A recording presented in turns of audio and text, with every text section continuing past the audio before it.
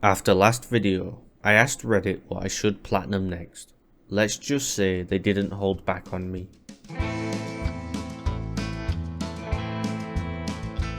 Released in 2020, developed by Toys for Bob, Crash Bandicoot 4 would go on to sell over 5 million copies so far. Known for its surprisingly high difficulty to platinum, with a 9 out of 10 difficulty rating and an estimated 100 hours to complete the platinum, I will need to run, jump and spin my way through everything the game has to offer, but I'm sure most of you are already familiar with such an iconic franchise. I'll be honest though, I've never actually played a Crash Bandicoot game before, so my first goal was to just simply beat the game. I unlocked my very first trophy for completing a bonus path in the first level.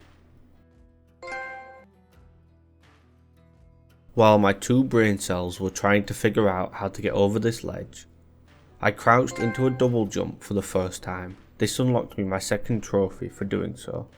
Eventually, I got past that jump and finished the tutorial levels. After finishing the levels, we meet Lani Loli for the first time, giving me another trophy. I decided to replay one of the levels to try a time trial relic. I was miles away from the time needed, but I got 2 trophies, one for beating a level without dying, and one for earning a time trial relic. While progressing through the story, I accidentally destroyed a megaphone, and this unlocked me another trophy. Hidden across various levels are flashback tapes. These require you to get to them without dying in order to be able to pick them up. The first one is located during a level called Crash Compactor, and since the tape is at the very start of the level, all I had to do was finish the level to get the next trophy. The flashback tapes allow you to play flashback levels, and beating my first unlocked me the Model Test Subject trophy. Speaking of beating, I got to my first boss fight. These usually require you to dodge various attacks, and eventually you can deal damage to the boss. Beating my first boss got me my 9th trophy. Next I picked up 2 more trophies. I changed my skin for the first time, and then I met a Carno, which unlocked me another trophy. Similar to the megaphone I broke earlier, breaking this beaker gave me another trophy. There are 9 optional levels called timelines. I completed my first one to get another quick trophy out the way. Up next was another boss fight, and this time I got to fight Bruce Banner himself, and taking him down unlocked me my next trophy. I mean, they kinda look alike, you gotta give me that at least. Next, I pick up another trophy for finishing more of the story before fighting Neo Cortex to unlock another trophy. This won't be the last of him, I'm sure, but we get a trophy here anyway. While researching this game, I saw a comment that said something like, "This game is a happy Dark Souls." I was beginning to understand why. I was taking 10 plus deaths just to finish basic levels like here. I got a trophy for beating this level, but I died 11 times. I would need to improve greatly if I were to be able to beat the challenges that await me after finishing the game. That was a problem for later though. I got another trophy now for collecting all 18 fruit on this rail section. The rails lead to another boss fight, although it is more of a side scroller with you avoiding lasers and running until the end. Taking it down puts me one step closer to beating the game. For me, the final third of the game has a large increase in difficulty. So much so that I died 35 times just to beat the Rush Hour level for the first time.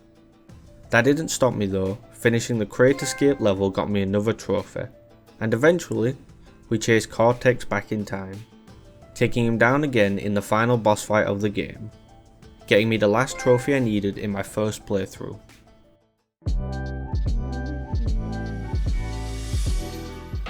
Before I could start any of the real grinding, I needed to get all of the easy trophies I'd missed out the way first, and I missed quite a lot of them. After you beat the game, you unlock a spin called the triple spin by pressing square 3 times. I got a trophy for using it for the first time, and then a trophy for using it on an enemy for the first time. If you remember the timelines I spoke about earlier, insert generic flashback, I went back and finished all 9 of them. Doing this unlocked me the whole picture trophy.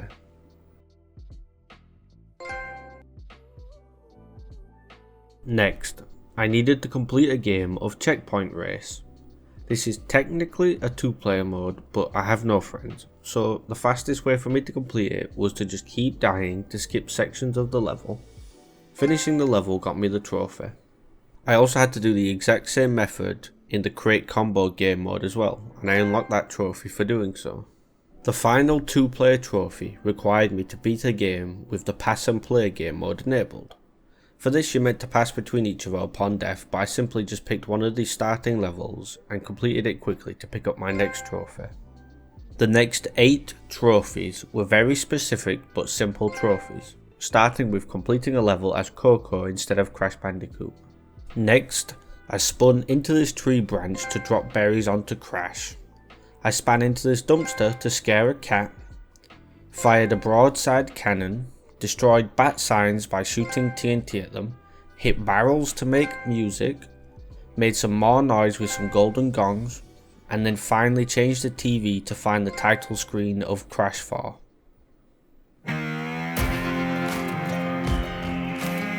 I hope the music inspired you, because this is going to be the longest part of the video.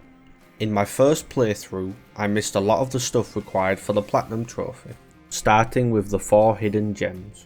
These are hidden across the game and I need to collect all 4 of them. The blue gem requires you to finish this level without breaking a single box. This includes checkpoint boxes, so a single mistake can take you all the way back to the start of the level. Thankfully though, bonus levels marked with a question mark count as a checkpoint, so there is actually one checkpoint in the level you can use.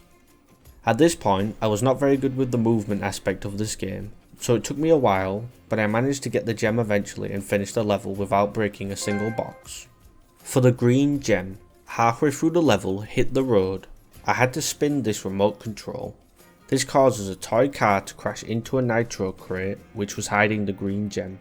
From here I just had to simply finish the level to get the gem and the next trophy. The red gem is unlocked by jumping on these platforms in a certain order. This will reveal the gem, and again, finishing the level would give me another trophy. And last but not least, the yellow gem is just simply hidden near the start of one of the levels. After collecting it and finishing the level, I picked up one more trophy. When you finish a level, you're given a certain amount of gems. These are for collecting fruit, breaking all boxes, finding the hidden gem inside a level, and finishing the level under 3 deaths. In my first playthrough I didn't even manage to get half of these, so it was time to go back to the start and grind my way through all the levels again, getting every single gem possible.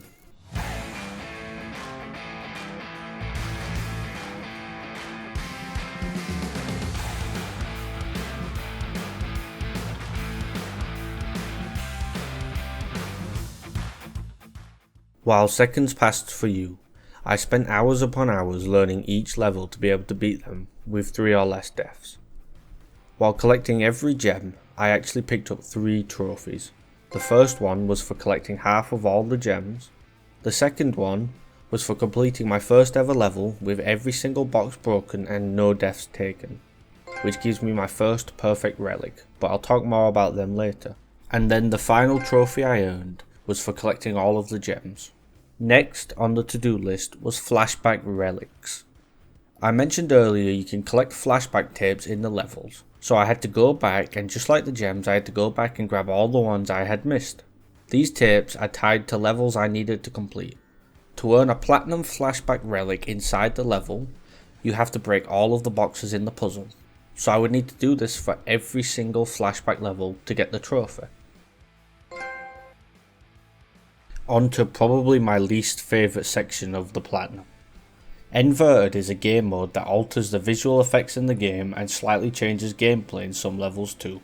For this, I would need to do the whole game again. Every level, every boss, every box broken, every gem collected all over again. My experience so far had been quite positive, but this was a low point in my quest to get the platinum trophy.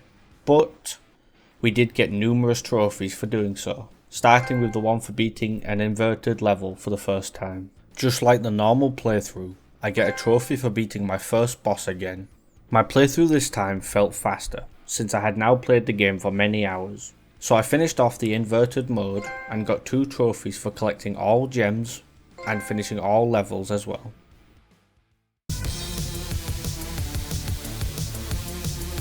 We're in the end game now, boys. Only 2 things stand in front of the platinum, so it's time to fight like you're the 3rd monkey on the ramp to Noah's Ark, and brother, it's starting to rain. Once a level has been completed, you can attempt the time trial relic for it, and there are 38 levels I need to complete and beat the platinum time for. Some of these are very simple, and usually just require fine tuning of your movement, and others are extremely difficult, whether that is from the length of the level or the inputs required in such a short amount of time. Either way, I had to play through each level. Hours upon hours were spent to build up muscle memory, learning box locations and the ideal pathing needed to beat the time for each level. While I was grinding one of the final levels, I did somehow manage to fall out of the map and get stuck completely, which I thought was quite cool. Despite those shenanigans, I was not going to be stopped. I beat all 38 time trials and got my second to last challenge completed, giving me another trophy. Perfect relics were the last thing I needed to collect.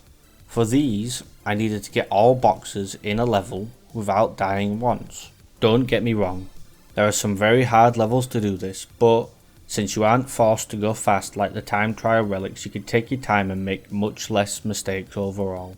After 173 hours of total playtime, I got the last perfect relic I needed, giving me my last gameplay trophy.